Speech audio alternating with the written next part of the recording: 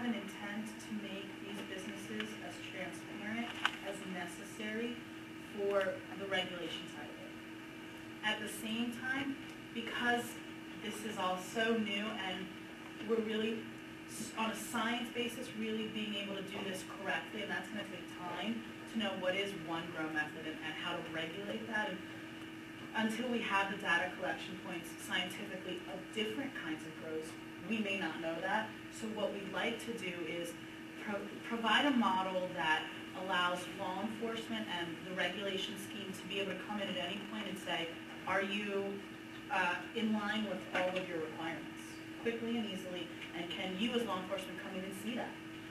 At the same time, we wanted to correlate it with the idea that because we're looking at the fact that it's new and people grow 100 different ways, and some 15 of those ways could be great. We wanted to give that integrity to the industry to allow people to do that, and on top of the financial cost that would require to change your grow to have one set grow across the board. I mean, there's a lot of factors that concerned us with our intent as to why we did it that way. So what we were hoping to do is we took an accounting model, and as you read through this manufacturing schematic, what you'll see is we really took an accounting model of batching, which if you've been in any other industry where there's, on a numbers and finance side, the intent is to group the data together so that it's quick, easy, and accounted for at all times. And I think as you read through this, if you have questions, we're all more than happy to explain the intent of the batching, but it's really taking a model that exists in other industries to track information and just applying it to this industry. Yes. I have a non-batching related question, I think. Basically, as I'm reading part 3 of this section here, that the wet weight will be recorded of the the unprocessed product, the wholesale byproduct, and the waste. It doesn't really allow for, then reading through the rest of this, is this wholesale byproduct only being weighed wet? How is it being dried? How is it being stored? When is it being weighed again? Because it needs to be treated and cured in exactly the same way. I understand you want to trim it at that point, but you want to still treat it and cure it. Otherwise, I'm not buying it because it's going to be all moldy. Look at number 4. Right, but I mean, that's with each number batch. 5. But I think you've already separated that batch, so where is that going? Nick. Okay, through the batching process, yes, it will go through the drying, curing, and all of that. The final weight before it leaves, that's the next data collection point where you collect that data. So you have the difference between the wet weight and the dry weight. And the dry weight would be the final weight that's coming out. I think that's accurate. Check me out, because I'm not a grower. Right. Okay, I think what I can say, Jessica, is we're already doing this in our grow facility. So I'm drying our bud and I'm drying the trim separately. Right. And all we're saying in this is we'll weigh the bud, and that'll be transferred to the MMC. We'll weigh and this piece I'm just saying how we do it right now, and I don't know whether or not that's going to continue through. But then we weigh our trim, and that we transfer again to the MMC, where we then sell to LMIPS. Right. But it's all accounted for all the way through the process. Right, well, I understand that. I guess I was just concerned that it seemed like it wasn't really allowing in section 4 for the byproduct to be cured as well, because it's supposed to, it's like there's really no, batching. I mean, would that have the same batching number from the product Right, so in other words, trimmed from? so in other words, the plants part of that batch. Right. So the plants 1 through 5 are on this rack drying. The trim is on these racks. So these racks will then say plants 1 through 5 on the rack for the trim is drying, and the bud is drying on a different rack. Okay, no, I understand that. I guess I just feel like that wasn't really, each batch, it just didn't seem like it was allowing for that to go through the curing and drying process and be monitored too, so I was concerned with that. Covered under that. Right, and the way we stated it is that it'll remain there throughout the curing process. And the reason why we did that is we don't want to necessarily cause something storage or weight during the manufacturing process, because some stuff we actually want to start doing out. We're learning to do this stuff out even longer and get higher speed, a lot of different stuff.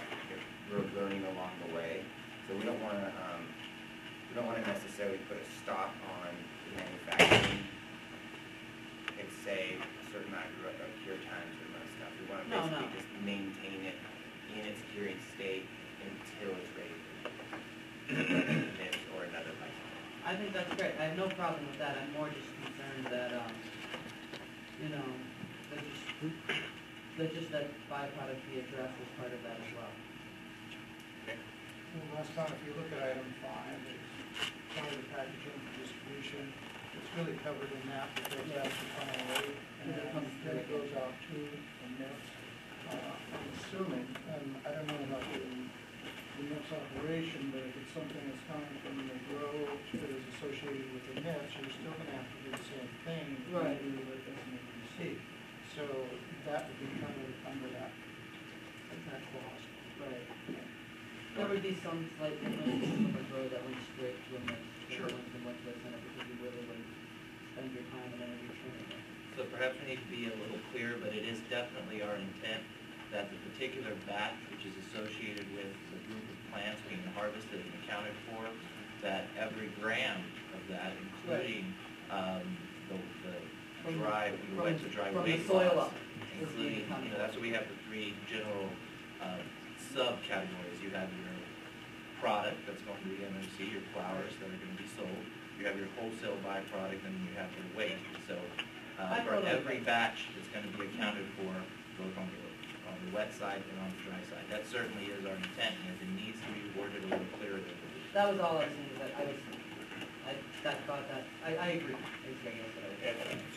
I would like to propose that we find some better definitions or limitations of what goes into a batch. Should the batch be plants from one strain, one species? The concern being that if we have to ultimately be able to track back a potential health hazard with, and that was part of what, when the sanitary concerns was, to be able to, if there was some kind of a E. coli or some kind of that we can track it back. If the batch combines a number of different plants, then you can't go back any further than when you combine them. So maybe putting some limitations or definitions as to what constitutes a batch may be helpful in ensuring that if something happens with a patient, you can track it back to a specific place earlier in the process. Barb? That's a very fair point, and I want to try to understand it better, so if you could help me. Explain to me, if God forbid, there was something that happened, you have to track it back, and it went through this center, and you tracked it back to say it was plant 100 versus it was plant 100 that was in batch 3, and batch 3 had these 15 plants in it. That information, as far as your tracking process operationally, what differences would that give you? The plant is now gone, it's created, it's been, and you have an accounting of where plant 100 was versus the batch, that group of plants. You have an accounting for that group of plants all the way through, and now it's just tied to a batch, and that batch is now, if it's still in production and there was a health hazard, you can pull that whole batch. So what I want to understand is what's the intent and what would we try to do so that we can regulate it correctly?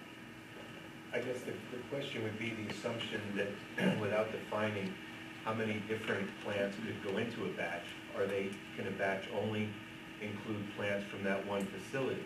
If you had plants that came from different facilities that entered into one batch, how could you track? Okay, that's a great point. Our intent with batching, and I think we're going to, now when we go back, we'll bring that up and make sure we've accounted for that. Our intent with batching, the way we did it was large, small, medium. Some people harvest once every 3 months, some people harvest every 2 weeks. And so it allows you to harvest in whatever cycle you want to harvest, and that day or that harvest you can batch however you want to separate it, because as long as you're accounting for it and it relates back to a plant count and a batch number, you have the accounting necessary for both the DOR and law enforcement. From that